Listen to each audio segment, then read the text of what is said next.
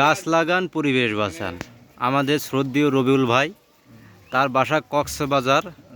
এই যে আলু গাছ বা এই যে সিম গাছ, এই যে তারপরে চুই গাছও আছে এই বাগানের ভিতরে, অনেক গাছ রয়েছে। ঠিক আছে, এই গাছগুলো কিন্তু রবিউল ভাই সংগ্রহ করছে, ওই যে সংগ্রহ করছে, সংগ্রহ করে বাসাতে নিয়ে যাবে।